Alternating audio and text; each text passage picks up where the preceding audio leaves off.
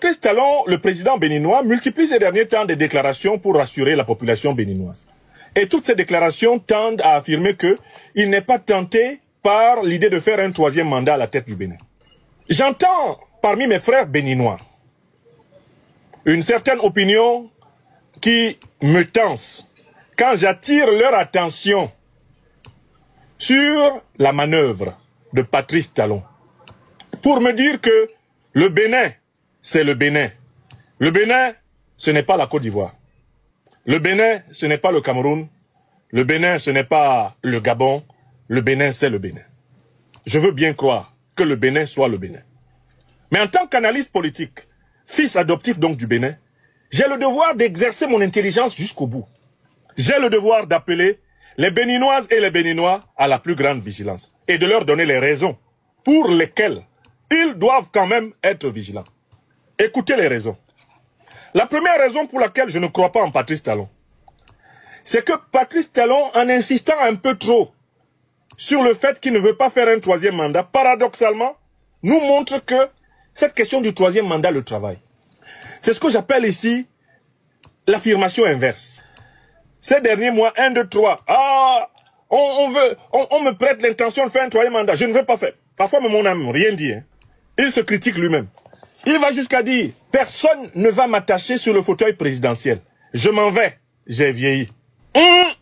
Est-ce que Talon dépasse les grands maîtres du vaudou? Et si un grand maître du vaudou l'attache, lui, Talon, il va prendre l'énergie où? Pour combattre les grands maîtres du vaudou. Est-ce que c'est Talon qui a inventé le vaudou? Il dit, personne ne va m'attacher sur le fauteuil présidentiel. Moi, j'entends, attachez-moi.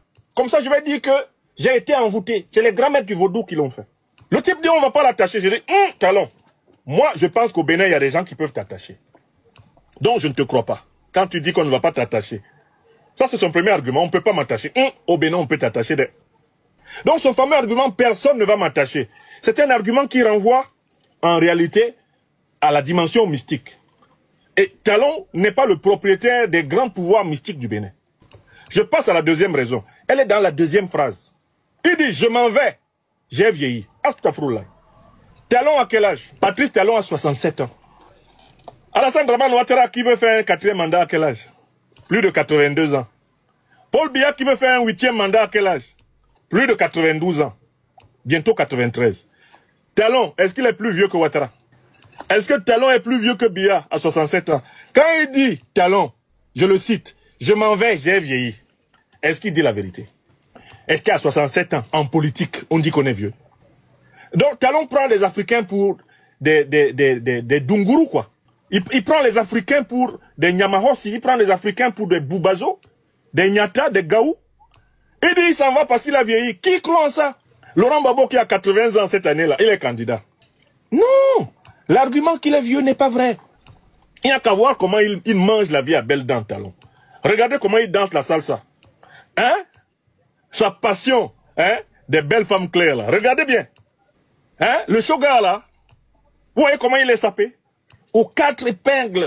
Mais Talon, mais il fait tout pour avoir une apparence de 40 ans, de 35 ans. Et il dit que lui, il a vieilli. Vous croyez en ça? Il a vieilli. Donc, deuxième argument, c'est faux. Je passe au troisième argument. Mais Patrice Talon, rien qu'en parlant du fait qu'on puisse l'attacher au fauteuil présidentiel, ou qu'on ne puisse pas l'attacher, rien qu'en parlant du fait qu'il aurait vieilli, se met à déplacer la question du nombre de mandats présidentiels du domaine constitutionnel, qui interdit un troisième mandat, au domaine personnel. C'est-à-dire que, implicitement, Talon habitue les Béninois à penser que la question du troisième mandat dépend de lui. Cela veut dire que la Constitution ne l'empêche pas. Mais il dit aux Béninois, je suis gentil, je ne vais pas faire un troisième mandat. Il subjectivise, il individualise, il personnalise la question du troisième mandat. Alors que cette question est résolue par la Constitution. Désormais, Talon dit que la question du troisième mandat dépend de lui, de sa bonne foi, de sa bonne volonté. On passe au quatrième argument. Mais le quatrième argument, c'est quels sont les mentors de Talon?